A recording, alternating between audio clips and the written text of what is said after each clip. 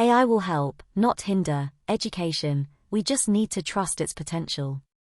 GoStudent believes technology is key to unlocking potential, not only that of students, but also for helping us understand how we can change the ways we teach and learn for the better.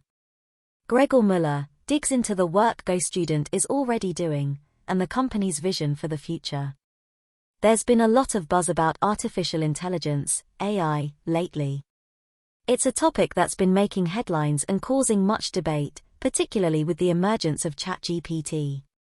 So much has been made of this innovation, that it's easy to forget AI technology has been in use for years, and EdTech companies have, for a long time, seen its potential.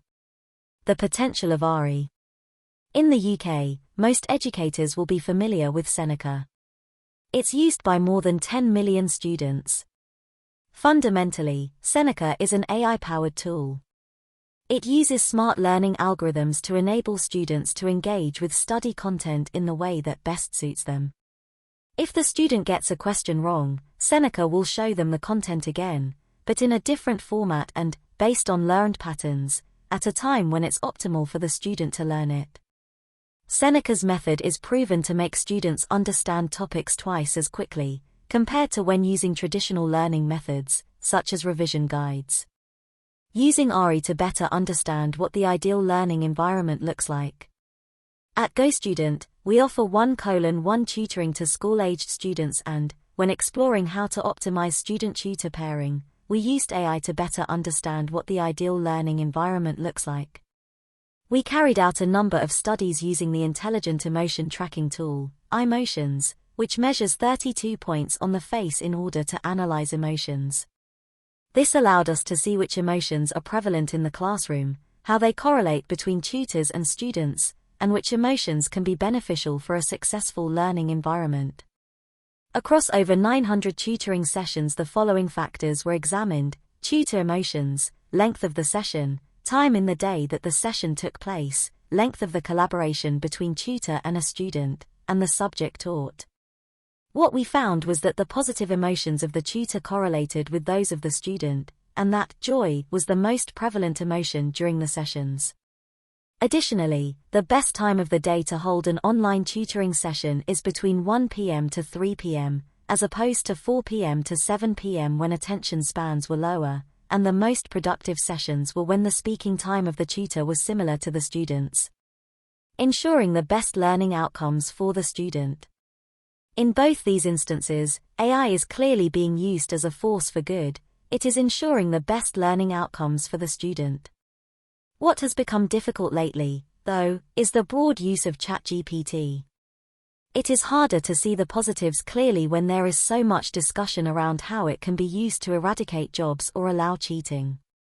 Despite this fearmongering, our GoStudent Future of Education report revealed that 59% of children want to see advanced tech on the curriculum within the next 5 years, acknowledging that we face an increasingly digital future. How can the technology be harnessed responsibly? Given this clear demand, my argument is that we, as EdTech innovators, need to continue to show how the technology can be harnessed responsibly. Yes, it is becoming smarter, so how can we use this technology to make the role of teachers easier? How can we evolve the ways we measure learning success to accommodate these new technologies? How do we ensure we don't lose sight of how vital the human element of education is? For me, the answer is simple: we must evolve with technology, not against it. Instead of banning AI tools, we need to educate kids on how to use them safely and responsibly, and we need to rethink how we measure learning outcomes in a tech-first world. Sure, a student could use ChatGPT to write an essay for them on how to set up a lemonade stand, but they could also use ChatGPT to learn how to establish that business, and we then measure success based on how well that student applies their new skills. Technology will never replace human teachers. We also need to keep in mind that technology will never replace human teachers.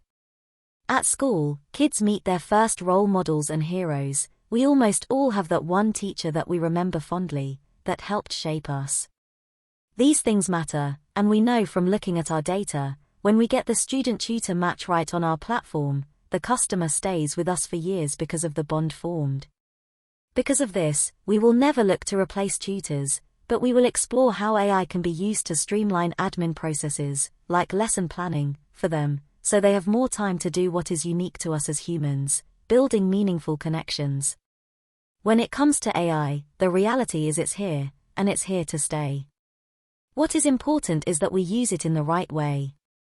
Together, as EdTech innovators and education providers, we have a responsibility to ensure it is integrated into education in a way that makes sense for those it will serve. The discussion we need to be having is not, is AI damaging to education? It is, what role can AI play in making education better?